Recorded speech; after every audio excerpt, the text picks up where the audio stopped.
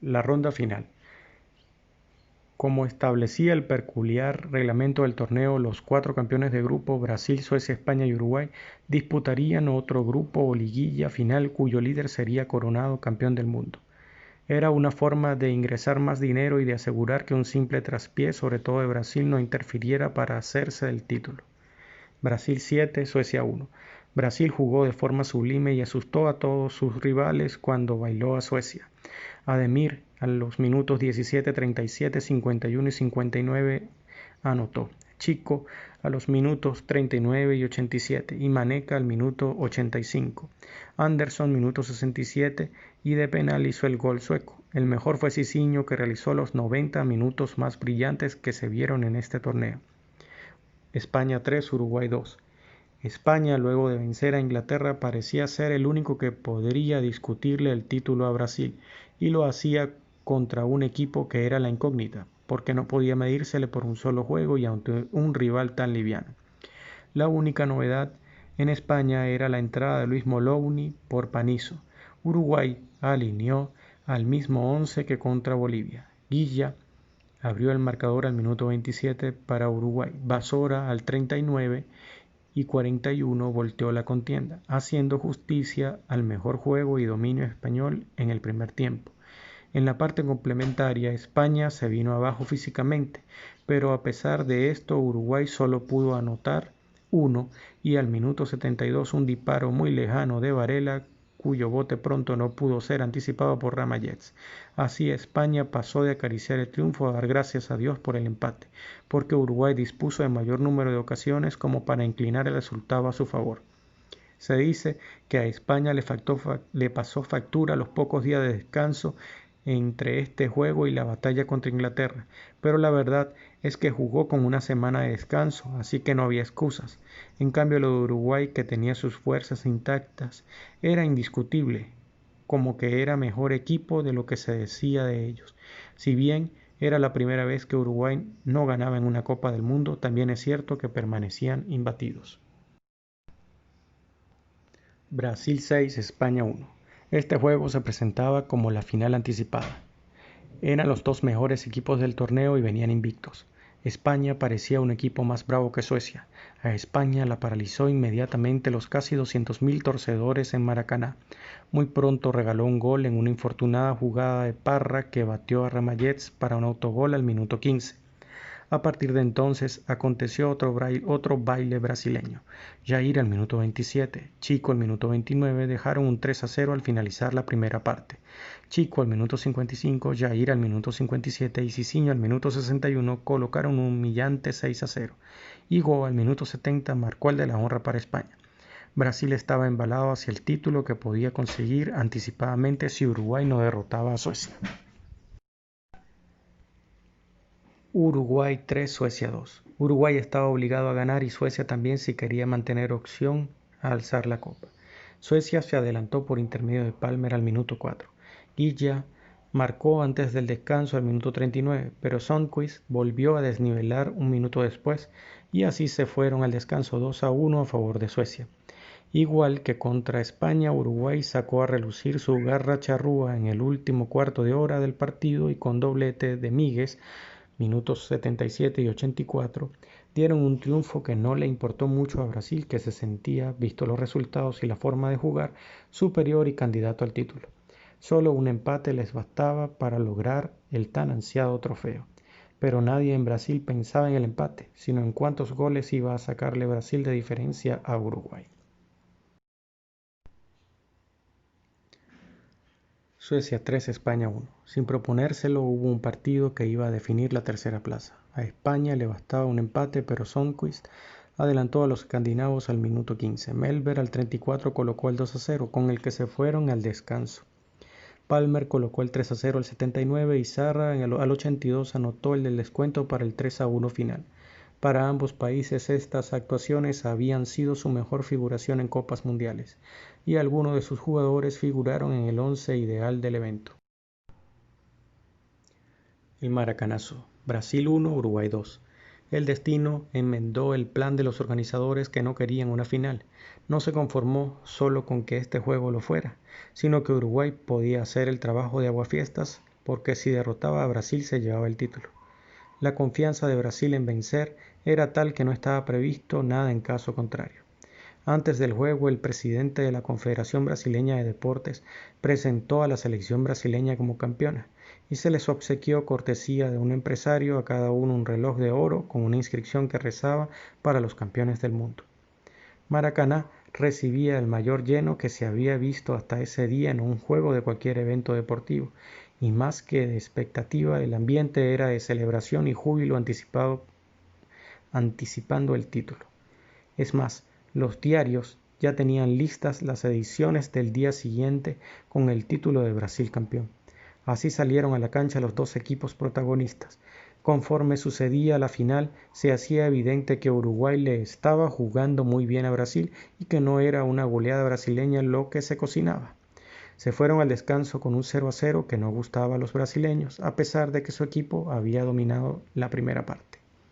Al reanudar el encuentro, decidió Brasil acabar con la ilusión uruguaya y el extremo derecho Friaza sorprendió a los charrúas, anotó el 1-0 a favor del favorito Brasil, que hizo explotar de júbilo a los aficionados en Maracaná.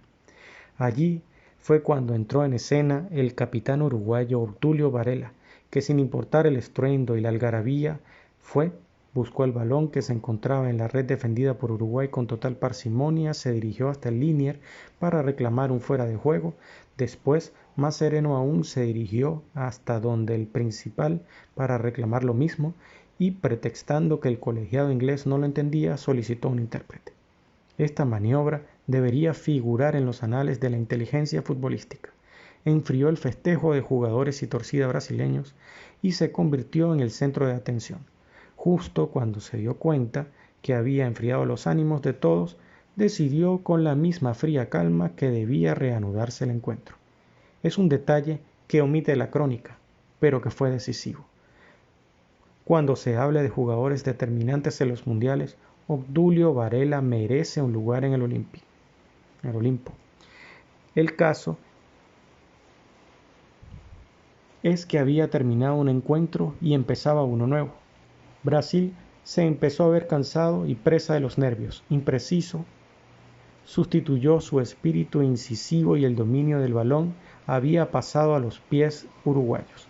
Se sentía y apreciaba la impotencia de los locales y empezaba a verse preocupación en Maracaná, la misma que se generó en la primera parte. Uruguay adelantó líneas, sus laterales invadieron terreno brasileño en diagonal para crearle espacio en las bandas a los extremos y así llegó el gol del empate por intermedio de Schiaffino, que recibió la pelota dentro del área y disparó a la escuadra anotando el minuto 69. Brasil se volvió un mar de nervios que contrastaban con la actitud de los uruguayos, ya dueños absolutos de la situación en un receloso Maracaná. La inoperancia brasileña era contestada con rápidos y peligrosos contragolpes uruguayos por las bandas. La misma fórmula aplicada a españoles y suecos. A falta de 10 minutos, una jugada calcada del anterior, como un déjà vu, terminó en los pies de Guilla, que se fue en potencia y velocidad de su marcador Bigoye, pero en lugar de centrar para reproducir la misma jugada que finalizó Schiaffino, esta vez decidió chutar raso al primer palo casi sin ángulo. El balón botó corto poco antes de la línea de meta y superó la estirada del guardameta Barbosa, enmudeciendo al Maracaná. El gol fue un calco a uno de Míguez contra Suecia y a uno que recibieron los españoles. Los minutos siguientes fueron un quiero y no puedo de los brasileños y se consumó el maracanazo, un vocablo que los uruguayos presumen haber incorporado al castellano. Cuando se produjo el segundo gol uruguayo, Jules Rimet había bajado al interior de Maracaná para preparar la entrega del trofeo a los brasileños. En su bolsillo tenía un discurso que decía: felicitaciones a los campeones mundiales en portugués. Ignorante de lo sucedido, se encontró con que la fiesta se había convertido en entierro. Allí, al salir al campo, se encontró con el silencio de 250.000 almas. Sin mucho protocolo, entregó la copa a los uruguayos, que casi no se atrevían a celebrarlo, aunque los más atrevidos lloraban de emoción, como Varela, que después de todo era humano. También gemían los brasileños, aunque no de felicidad. Claro, el locutor de la radio carioca abandonaba el micrófono y juraba no volver a retransmitir un partido de fútbol. Muchos espectadores juraron no volver a pisar una grada de fútbol. Los brasileños, que no fueron los primeros ni los últimos en olvidar el consejo de Stanley Kubrick, que pone en boca de Graco cuando su sobrino sale al frente de las legiones romanas en persecución de Espartaco. Procura marchar de noche y en silencio, y volver de día entre aclamaciones. Brasil parecía un país que hubiera perdido una guerra. Hubo suicidios y la fecha ha pasado a la historia como la noche de las lágrimas. La conmoción que causó aquella derrota, un lance deportivo después de todo, es aún difícilmente comprensible. Pero ya entonces en Brasil el fútbol era una especie de religión y vivían para él. Los brasileños empezaron a sentir que nunca podrían conquistar la Copa del Mundo. Entretanto, la prensa charrúa se ufanaba de que en Uruguay todo el mundo sabe jugar al fútbol, y cuando se pretendía atribuir su éxito a las tácticas empleadas, los uruguayos explicaban que el único sistema eficaz era jugar bien utilizando el corazón y el cerebro y comiendo menos tallarines y más churrascos. Según lo veía su capitán Obdulio Varela, hemos ganado sin tácticas, a lo criollo, había que marcar al pie, trancar recto y cortar pases, pura ciencia. Solo 3 personas en la historia han conseguido hacer callar al Estadio Maracaná: el Papa, Frank Sinatra y Alcides Guilla. El maracanazo causó una tremenda conmoción entre los brasileños, que no esperaban perder su propia Copa Mundial. Los aficionados salieron de Maracaná llorando y en Río de Janeiro apenas se registraron incidentes reseñables. Durante los días siguientes, los periodistas y responsables deportivos del país se dedicaron a analizar las causas del resultado. La obra de referencia es el libro Anatomía de una derrota, obra de Paulo Perdigão, que menciona que el gol del uruguayo Guilla sigue siendo el gol más famoso de la historia del fútbol brasileño, porque ningún otro trascendió su estatus de acontecimiento deportivo.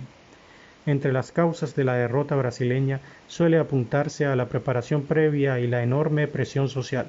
El seleccionador Flavio Costa trasladó la concentración en la fase final al estadio São Januário, donde sus jugadores no dejaban de ser interrumpidos por políticos, patrocinadores y otras personalidades. La estrella Cicinho también echó la culpa al sistema táctico, incapaz de contrarrestar el juego uruguayo. Algunos futbolistas fueron usados como chivos expiatorios para explicar la derrota. El caso más relevante fue el del guardameta Moacir Barbosa. Muchos le criticaron el resto de su vida por no haber detenido el disparo de Guilla. En una entrevista llegó a declarar: la pena máxima en Brasil por un delito son 30 años, pero yo he cumplido condena durante toda mi vida por lo que hice. Bigoggi y Juvenal Amarillo, también señalados, no volvieron nunca a la convocatoria nacional. Pese a todo, Flavio Costa fue uno de los primeros en señalar que el maracanazo sería un punto de inflexión para el fútbol brasileño, algo que con el paso del tiempo se ha demostrado.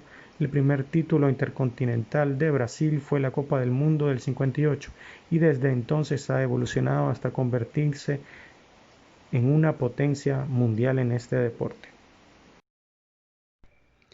Tabla de goleadores del Mundial del 50.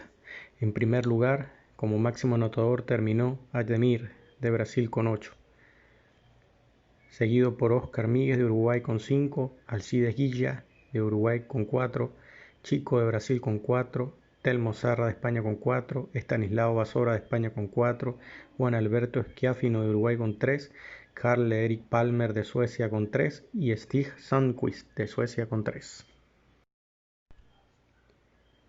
Equipo ideal: portero Roque Gastón Máspoli de Uruguay, defensores Erik Nilsson de Suecia, José Parra de España, Rodríguez Andrade de Uruguay, mediocampista Bauer de Brasil, Jair da Rosa de Brasil, Alcides Guilla de Uruguay y Obdulio Varela de Uruguay. Los delanteros: Ademir de Brasil, Cicinho de Brasil y Juan Alberto Schiaffino de Uruguay. Tabla general. En primer lugar quedó Uruguay, segundo Brasil, tercero Suecia, cuarta España, quinta Yugoslavia, sexta Suiza, séptima Italia, octava Inglaterra, noveno Chile, en el lugar número 10 Estados Unidos, en el onceavo Paraguay, duodécimo lugar México y en último lugar Bolivia. Si te ha gustado, hazlo saber dándole like. Si quieres, compártelo. Y también puedes suscribirte a Footbar TV, ya que aquí hay muchas y muy buenas historias para conocer y saber. Gracias.